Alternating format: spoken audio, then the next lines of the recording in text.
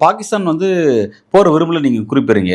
போர் விரும்பல அப்படின்னு குறிப்பிடுற அந்த பாகிஸ்தான் அது உண்மை அப்படின்னா, அவங்க அந்த தீவிரவாத ஆக்டிவிட்டீஸ ஒடுக்கி வச்சிருக்கணும்ல. எதுவுமே செய்யாம அமைதியா இருக்காங்க. அப்படி இருக்கும்போது வந்து அவங்க எப்படி அமைதியை விரும்புறாங்கன்றத நம்ம பார்க்க முடியும் பாகிஸ்தான். நீங்க அது வந்து என்னன்னா, பாகிஸ்தானுடைய பாலிடிக்ஸ் இருக்கு இல்லைங்களா? அது வந்து ஒரு ஒரு தனி அமைப்பினால் கட்டுக்குள்படுத்தக்கூடிய ஒரு அமைப்பாக இல்லை. நீங்க அங்க இருக்கக்கூடிய ட்ரைப் குரூப்ஸ் வந்துட்டு அவங்க தனியா இயங்குறாங்க. இன்னும் சொல்ல போனா பாகிஸ்தானுக்கும் ஆப்கானிஸ்தானுக்குமே பயங்கர முரண்பாடு இருக்கு.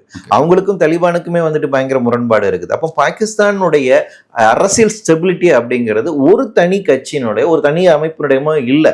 யார் எப்போ வந்து அந்த பவர் சென்டர் வந்து அது வந்து மாறிக்கிட்டே இருக்கு.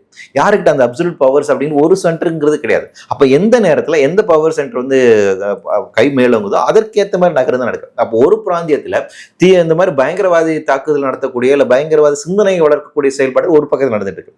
இன்னொரு இடத்துல ராணுவ ரீதியாக இருக்கக்கூடிய ரிஃபார்ம்ஸ் நம்ம ஸ்ட்ராட்டஜிக்கா செயல்படுவோம் அப்படிங்கிற அமைப்பு ஒரு இருக்கு. ஸ்டேட் அப்படிங்கிறது வேறு மாதிரி இயங்கிட்டு இருக்கு. இது எல்லாம் சேர்ந்துதான் அந்த குழப்ப நிலையில தான் பாகிஸ்தான் இருக்கு.